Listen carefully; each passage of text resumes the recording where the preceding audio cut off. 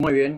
Bueno, son las mismas que le tomamos a las chicas del jueves pasado, es decir, la unidad 1, introducción, la unidad 2, que se refiere a microeconomía, la 3, cuentas nacionales, la 4, el equilibrio del mercado de bienes y servicios, la 9, que se refiere a las finanzas públicas, y la 10, que es presupuesto. O sea, son 6 unidades. Exactamente. Bueno, esta no va a ir. O sea, las 4 primeras de economía y la 9 y la 10. O sea, teoría de las finanzas públicas y la 10 que se refiere al presupuesto. Así ya queda grabado. Perfecto, ya quedó ahí grabado y todo. Muy bien. Bueno, vamos a continuar con la balanza de pagos y vamos a tratar de terminar con este tema de la balanza de pagos porque después vamos a charlar sobre un trabajito. Bueno, vamos a sacar esta ventana que está acá.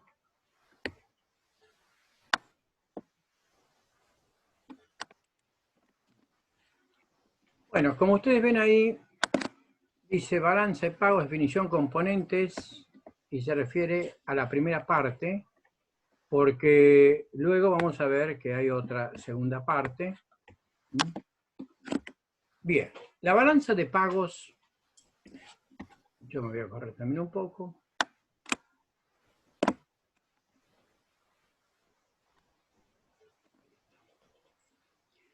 Es el registro sistemático de las transacciones económicas ocurridas durante un tiempo determinado entre los residentes de un país y los residentes del resto del mundo. O sea, sería el documento donde vamos a consignar todo lo que tiene que ver con el comercio exterior, no solamente desde el punto de vista de bienes, de mercancías, sino también desde el punto de vista de las finanzas, o sea, financiero. Y van a ver por qué digo financiero, porque tiene que ver con préstamos, tiene que ver con cuestiones que también hacen a la soberanía nacional. Y fíjense que esto está muy vinculado a un tema que yo en realidad daría en llamar el deterioro de los términos de intercambio. Porque en el comercio exterior lo que hacemos es intercambiar servicios, como vimos. Entonces, los términos de intercambio son la relación entre el índice de precio de las exportaciones comparado con el índice de precio de las importaciones. Para que no haya duda y quede bien claro lo con valor en moneda nacional vendidos al mundo. Y las importaciones son los bienes con valor en moneda nacional comprados al mundo. Lo que pasa es que a nosotros nos venden y nos compran a valor dólar o a valor euro, porque son divisas. Pero en la balanza de pagos y en la balanza comercial, los hacemos constar en pesos, moneda nacional. Esto es muy importante. Bien, los supuestos que tenemos es que si el índice de precios de lo que exportamos es mayor que el índice de precios de lo que importamos, nuestros términos de intercambio son positivos. Pero si el índice de precios de lo que exportamos es menor que el índice de precio de lo que importamos, nuestros términos de intercambio son negativos. ¿Cuál es la realidad de la Argentina? Que los términos de intercambio son negativos. Porque exportamos que tienen bajo valor agregado, y para los chicos que tienen que rendir el 25, no se olviden, que el valor agregado es el valor del producto final. Entonces, ¿cuánto que un bien de valor agregado? Como esta, una lámpara, un escritorio, cualquier bien que tenga etapas en la producción. En cambio, prácticamente no tiene valor agregado todo lo que tiene que ver con el sector primario. Si nosotros exportamos tronco de madera, de quebracho, y viene el escritorio de afuera, nosotros exportamos un bien con bajo valor agregado, pero importamos un bien con alto valor agregado. Por eso digo que no solamente exportamos bienes primarios de bajo valor agregado, sino que además los precios se fijan en el mercado internacional. Nosotros no podemos decir a cuánto queremos vender la soja, sino a cuánto nos dice el mercado de Chicago que vale la tonelada de soja. Y ese es el valor al cual tenemos que tratar de introducirlo en el mercado. Es más, a veces hasta más bajo todavía, para poder competir con Brasil, que también es un gran productor de soja. Espérenme que vamos a admitir a Lucas Salas. Bien. Y además, que nosotros importamos bienes de capital, tecnología e insumos, fijando el vendedor el valor. Y la cosa no queda ahí, porque vamos a ver además qué sucede con el flete y con qué tipo de transporte lo vamos a poder colocar en el extranjero, con lo cual cada vez nuestras condiciones para ingresar en el mercado mundial, para ingresar en el comercio exterior, cada vez son más denigrantes, cada vez son más ofensivas, pero no tenemos otra escapatoria. No tenemos otra posibilidad para poder comerciar que la que nos imponen los que nos compran. Y no tenemos otras condiciones para comprar que las que nos imponen los que nos venden. Esto es así. Bien, fíjense que este tema del deterioro de los términos de intercambio lo había elaborado también, lo había enunciado, lo había comentado Rogelio Frigerio cuando escribió este libro sobre el desarrollismo. El libro en realidad fue escrito por Julio Nosiglia, un integrante del elenco radical, y contaba lo siguiente, cuando se refería al deterioro de los términos de intercambio, decía,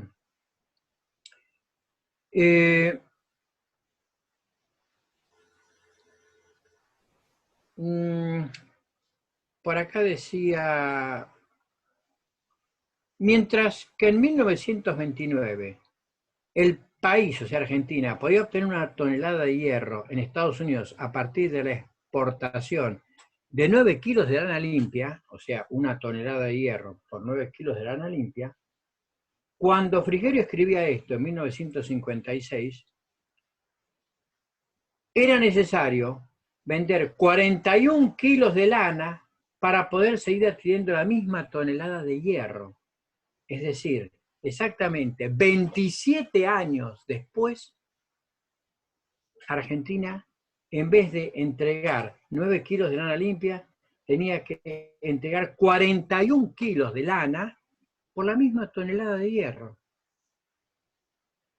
Dice, mientras en 1935 se compraba un automóvil norteamericano con el valor de 20 bolsas de café, 30 años después, estas últimas debían ser multiplicadas por 10. Es decir, comprábamos el mismo auto, pero ya no eran 20 bolsas de trigo, sino eran 200 bolsas de trigo. Bueno, ese es el deterioro de los términos de intercambio. Mientras nosotros sigamos siendo país productor de materia prima, vamos a tener, y discúlpenme la palabra porque no me gusta nada, pero vamos a tener que seguirnos arrodillando a los países que tienen tecnología.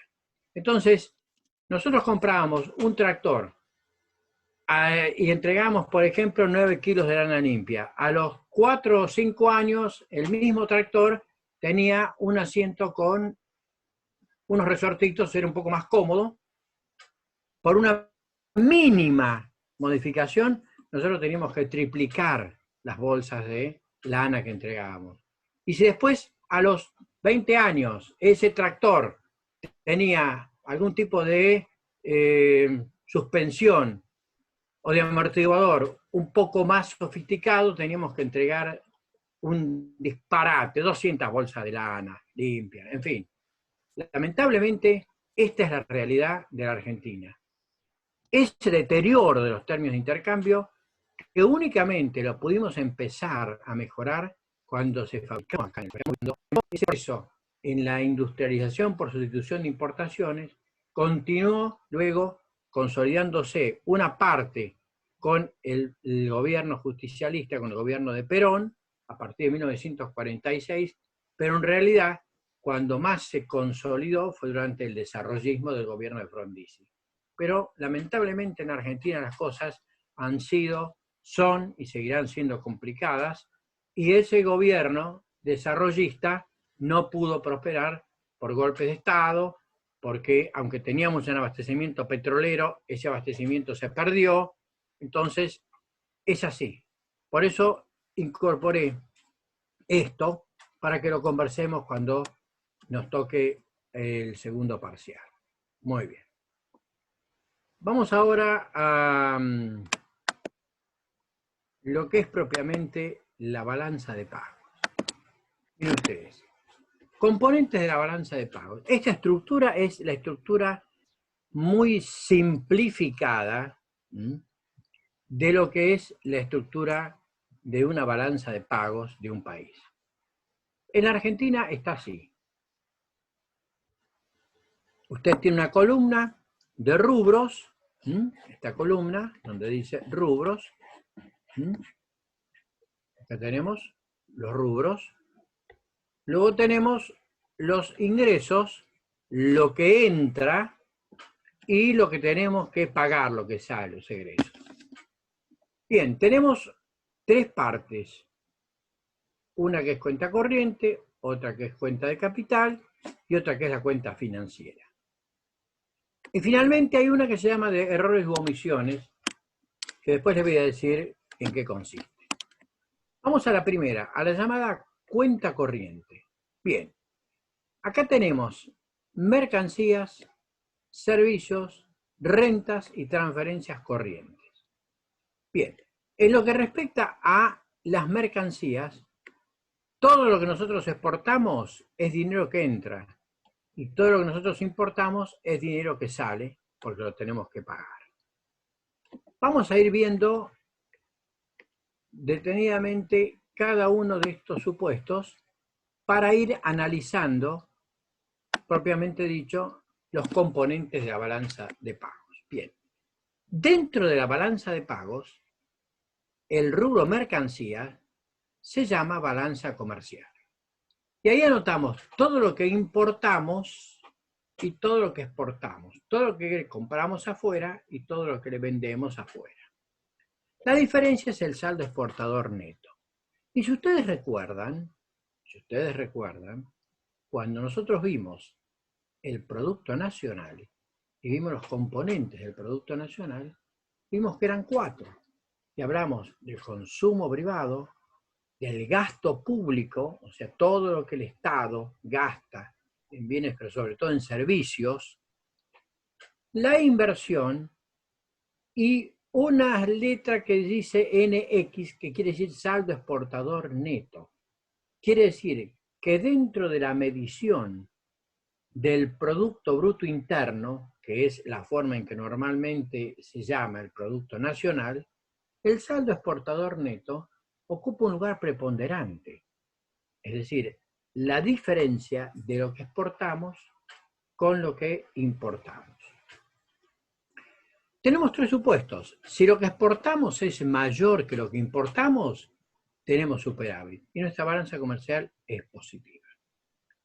Si lo que nosotros exportamos es igual a lo que importamos, hay equilibrio, la balanza comercial es cero. No existe. Ese supuesto nunca estuvo en equilibrio en la balanza comercial.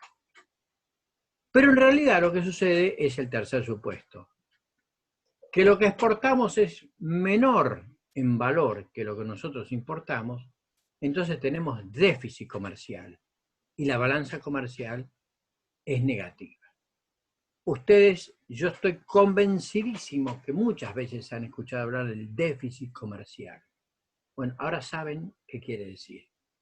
El déficit comercial está dentro del análisis de la balanza comercial y dentro de ese análisis de la balanza comercial, que es uno de los rubros, vamos a admitir acá a un alumno que recién se incorpora, y dentro de la balanza de pagos, uno de los rubros más importantes, o subrubros, porque en realidad el rubro sería cuenta corriente, uno de los subrubros más importantes es la balanza comercial. Muy bien. Vale decir que para importar, cuando nosotros traemos, se utiliza un valor y cuando nosotros exportamos utilizamos otro valor. Cuando nosotros importamos, utilizamos el valor CIF, que quiere decir Cost, Insurance and Freight, costo, seguro y flete.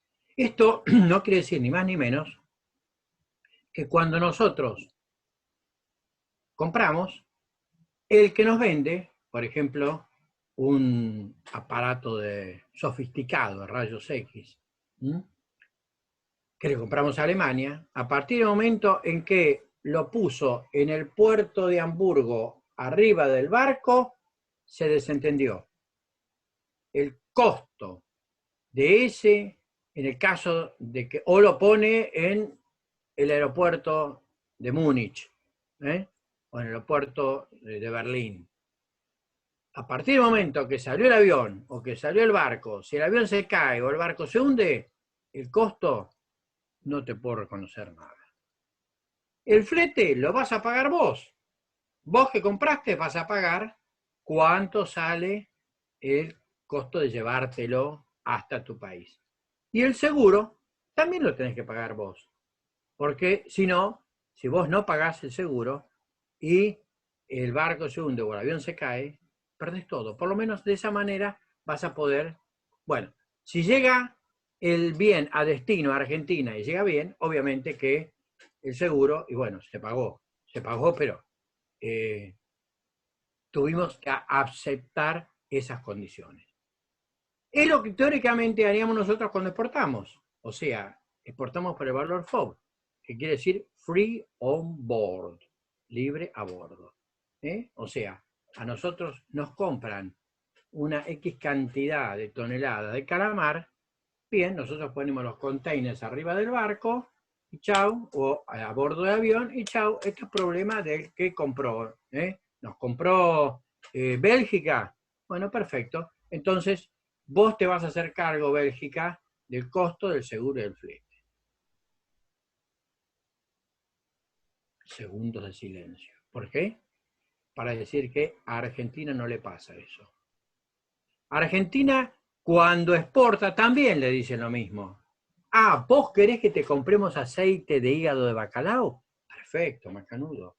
Pero viene, le dice Alemania, viene en el avión de Lufthansa, ¿eh? Momentito, me pagás el flete y pagás el seguro. Si no, anda a buscar otro mercado. O sea, nuestras condiciones son terribles. Le vendemos a China soja, conseguimos venderle soja a China y China nos dicen, sí, perfecto, macanudo.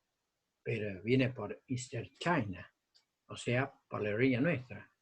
Y además, antes de utilizar para terciar, porque esto se hace todo a través de un sistema operativo de dinero, letras de cambio, transferencia. Sí, espera.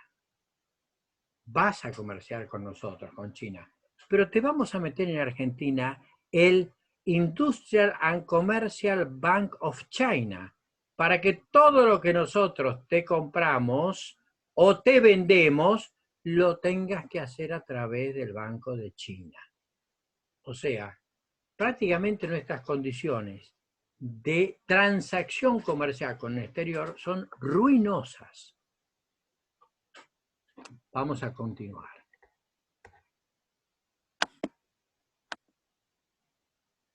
Ahí tenemos servicios. Ustedes vieron que dentro de la cuenta corriente existe un... Vamos a sacar este cuadrado de acá. Bueno, no sé qué ir.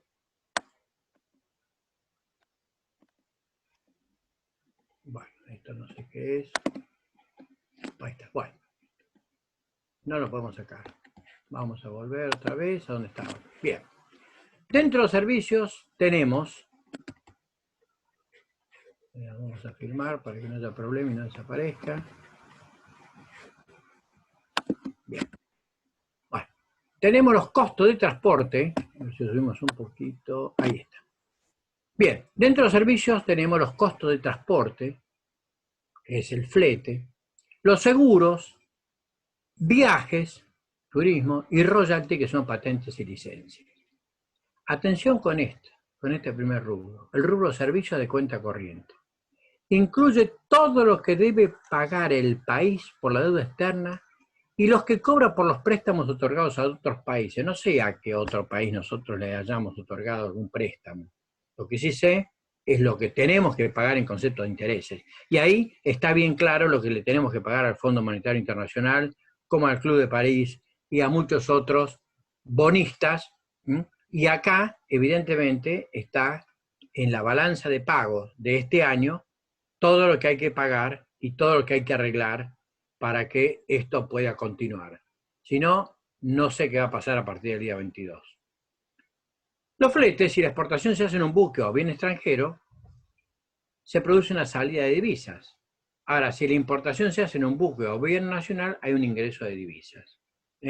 Claro, es lo que yo le digo. Si nosotros le vendemos a Alemania o a España o a Italia, Italia nos va a decir, no. Va por Alitalia. España nos dice, no, va por Iberia. Y Francia nos dirá, va por Air France, no va por Aerolíneas Argentinas. Turismo. Si un turista argentino gasta en un país extranjero, es una salida de divisas. Si un turista extranjero gasta en nuestro país, es una entrada de divisas. Si un turista argentino viaja en un avión extranjero, es una salida de divisas. Si un turista extranjero viaja en un avión nuestro, es una entrada de divisas. Pero son todos supuestos. Ahora, patente. Fíjese, si a usted le gusta leer a Harry Potter, está fantástico, está fenómeno. Pero el precio de leer a Harry Potter, la Argentina se lo tiene que pagar a quien tiene la licencia para cobrar todos los lectores de Harry Potter en el mundo. Si usted lee el Martín Fierro, la plata queda acá. Royalty, licencias, marcas. Me parece perfecto que usted quiera comer a Burger King, que usted quiera comer a McDonald's, excelente. Plata que se va al extranjero. Si usted come en la parrilla Rancho Argentino, la plata se queda acá. Bueno, no hay problema con estos 10 minutos porque vamos a poder tener la posibilidad de terminar con esto. Bueno. Fíjese, si usted se compra un par de zapatillas que tiene un dibujito de el demonio de Tasmania, pues le va a tener que pagar al que tiene la franquicia en el país de la Warner Bros. Ahora, si usted se compra un par de zapatillas que tiene un logotipo de Paturucito, la plata va a quedar acá. O sea, hasta eso es lo que consignamos en la balanza de pagos. Rentas son los negocios de los extranjeros en la Argentina y lo ponemos en egreso, porque esa plata se la van a llevar. Y los negocios de los argentinos en el extranjero lo ponemos en ingresos porque por esa plata nosotros vamos a percibir, sobre todo en materia impositiva. Bien, transferencias, vamos a sacar esto de acá. Transferencias corrientes, se refiere a donaciones o subsidios públicos o privados. Cuando se recibe es una importación y cuando se otorga a otro país es una exportación. Este es el caso típico de a veces cuando determinadas fundaciones o determinadas entidades otorgan becas para realizar estudios en el país o para realizar determinado tipo de actividades y lo subvenciona el Banco Interamericano de Desarrollo, el Banco Internacional Mundial, etc. Entonces eso lo asentamos. Si el dinero viene para acá, pues en ingresos. Y si se va para el exterior, pues lo ponemos en egresos. Bien, continuamos.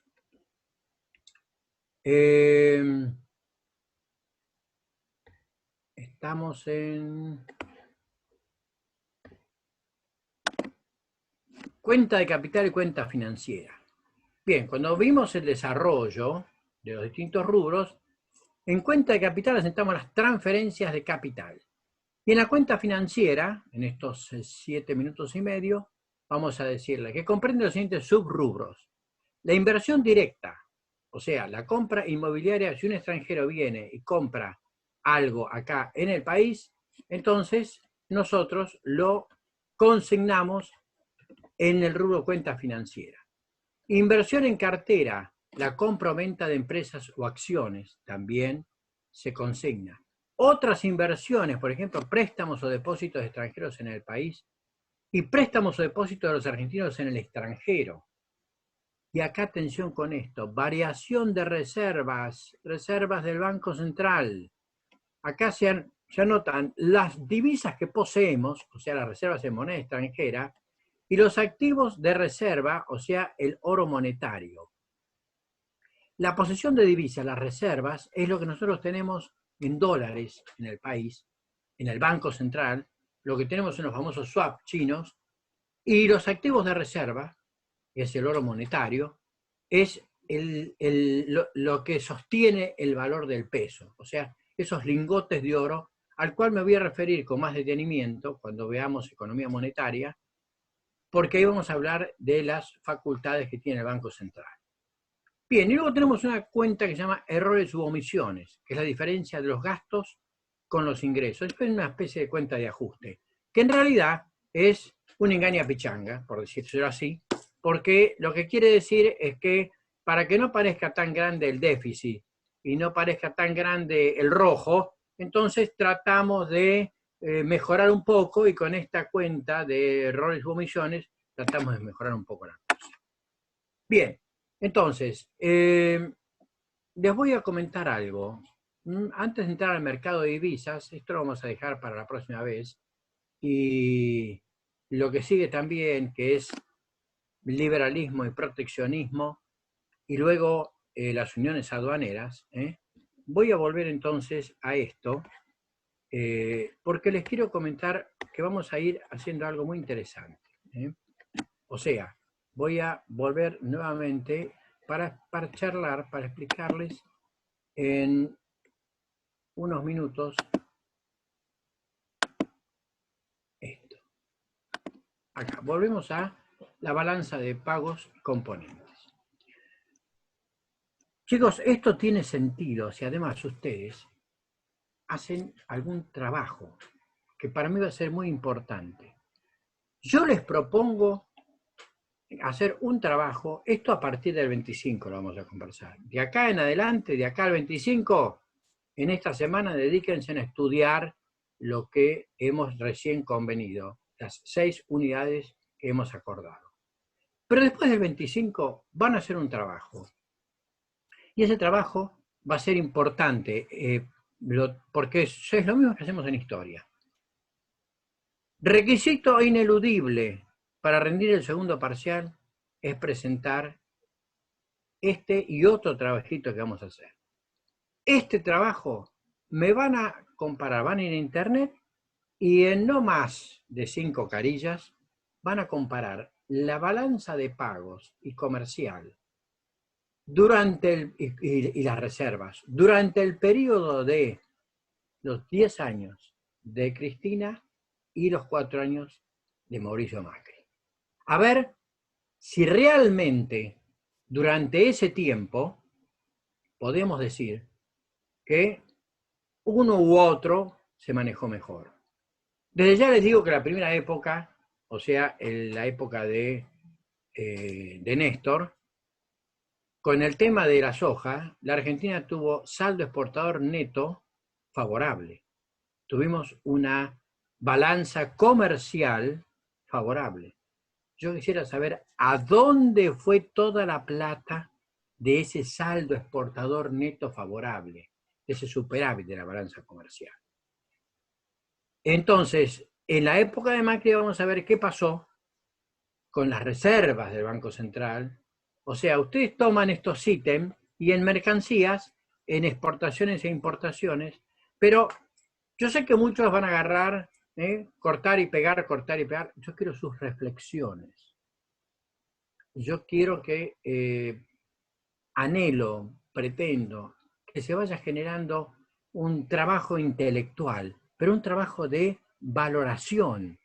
Porque además esta materia, comprometida como es y como yo quiero que llegue a ustedes, que sean ustedes los que finalmente lleguen a la conclusión de si el gobierno K o el gobierno M tuvieron una balanza de pagos respetable, si se cuidaron las reservas del Banco Central, si nuestra balanza comercial fue o no fue positiva, si tuvo superávit o tuvo déficit. Yo me conformo con que tomen 2 o 3 rubros, porque no les voy a pedir que se pongan a investigar a ver cuántos extranjeros pudieron comprar acá propiedades. Fundamentalmente van a encontrar mucho material en la cuestión de la balanza comercial y en la cuestión de las reservas. Pero vuelvo a repetir, me preocupa, me interesa la evaluación que ustedes hagan. Me van a hacer llegar esos trabajos por el campus, lo van a subir al campus, pero esto después del 25. Van a tener un margen de tiempo, no va a ser demasiado porque no tenemos mucho tiempo tampoco, y otro trabajito que vamos a hacer va a tener que ver con otro tema muy candente, que es el tema de la inflación.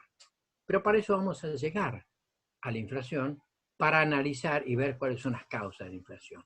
O sea, 2 trabajitos que vamos a tener que presentar antes del segundo parcial, porque además me permito decirles que ya está terminando la clase, me parece que esta cuarentena sigue. Bueno, Nicolás, creo que con esto hemos avanzado bastante, lo que falta lo vemos el próximo lunes. Bueno, perfecto, Julio. El miércoles, por supuesto, tienen clase y con Leandro para comenzar con teoría del gasto público. Bueno, chicos, conmigo nos vemos el próximo lunes para el examen primer parcial. Y de acuerdo a lo que me ayude entonces Nicolás para organizarnos. Que tengan muy buena semana. El miércoles con Leandro. Muchas gracias. Por nada.